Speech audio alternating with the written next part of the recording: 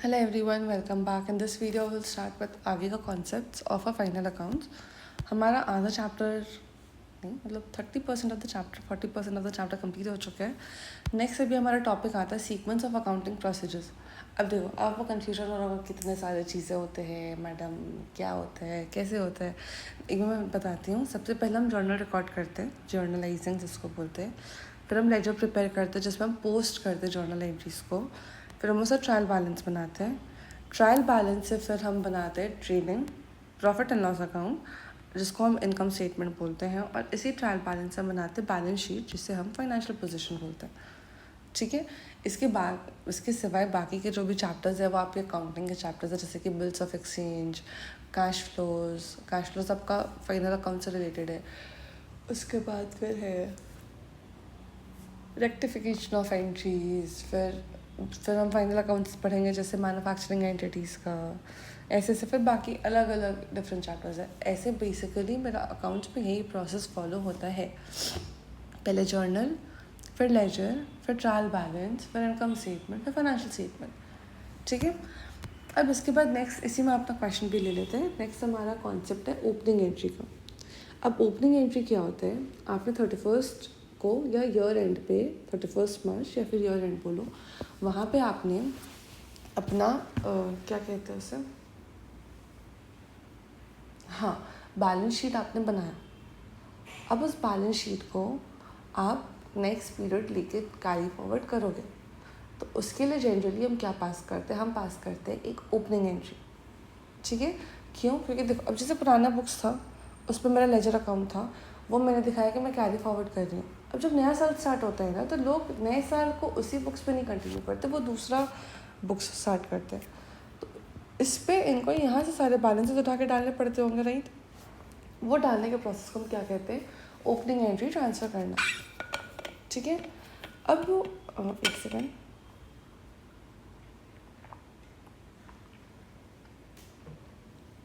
हाँ. अब जब ओपनिंग एंट्री ट्रांसफ़र करते हो उसमें आप क्या करोगे, जितने भी एसेट्स होते हैं आप एसेट्स को ट्रांसफ़र कैसे करते हो. डेबिट साइड पर डाल दोगे to balance brought down assets के लिए, और लाइबिलिटीज़ के लिए आप इधर क्रेडिट साइड पर डाल देते हो बाय बैलेंस ब्रॉट डाउन. ठीक है.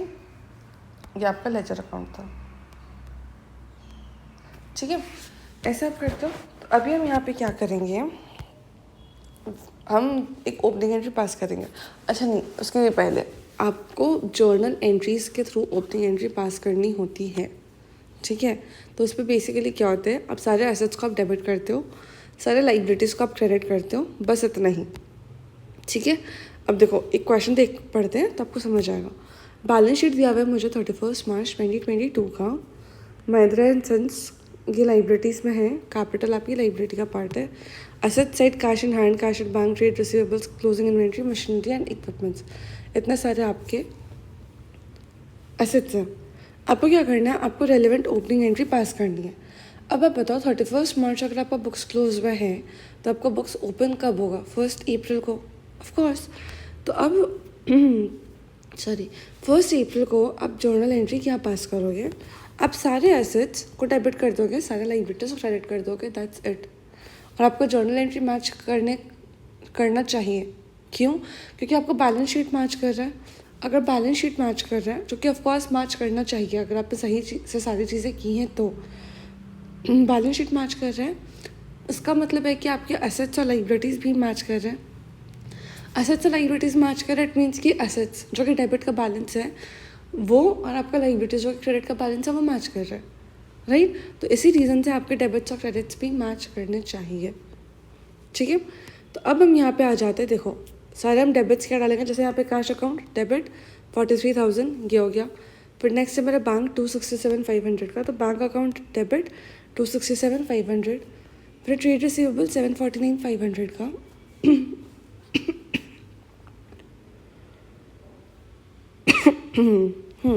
ट्रेड रिसीवेबल्स 7,49,500 का, ये भी आ गया.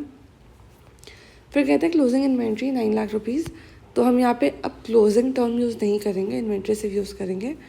9 लाख रुपीज़ का ये भी आ गया. उसके बाद कहते हैं मशीनरी एंड इक्विपमेंट्स 6 लाख. तो यहाँ पे डाल दिया मैंने मशीनरी एंड इक्विपमेंट्स 6 लाख रुपए. इतने सारे मेरे एसेट्स डाल दिए. अब मैं डालूँगी लाइबिलिटीज़ डालूँगी तो वो आएंगे मेरे क्रेडिट साइड, जैसे कि महिंद्रा एंड सन्स 5,60,000 मैंने क्रेडिट साइड पे डाल दिया टू महिंद्रा एंड सन्स 5,60,000। और नेक्स्ट होता है कैपिटल 20 लाख रुपए, तो टू कैपिटल 20 लाख रुपए। ये हो गया। तो हमारे सारे डेबिट्स और सारे क्रेडिट्स हमने डाल दिए, एसेट्स और लाइबिलिटीज। अब मेरा जर्नल एंट्री भी आप देखो। अब डेबिट्स का देखो टोटल कितना होता है, 9 लाख, 6 15 लाख, 15 7 22, 23 24 लाख, 67 70, 25 लाख 10,000, 25 लाख 59,500 ओ अच्छा 25,59 और 25,60,000, 25,60,000 ही आएगा। हाँ हाँ, ऐसे मुझे कैलकुलेशन थोड़ा अपना स्ट्रॉन्ग बनाना है ना, तो इस वजह से मैं ओरली कैलकुलेट करने की कोशिश करती हूँ। ठीक है, यहाँ पे अमाउंट्स भी काफ़ी सिंपल होते हैं, उस पर भी मेरा गड़बड़ हो जाता है। छोड़ो, कोई बात नहीं, कैलकुलेशन ही है ना, कैलकुलेटर से हो जाएगा जनाब। अभी ये वाला हो गया हमारा क्वेश्चन कंप्लीट। नेक्स्ट वीडियो में मिलेंगे नेक्स्ट क्वेश्चन के साथ। तब तक चैनल सब्सक्राइब करना, वीडियो लाइक करना, दोस्तों के साथ शेयर करना ना भूलें।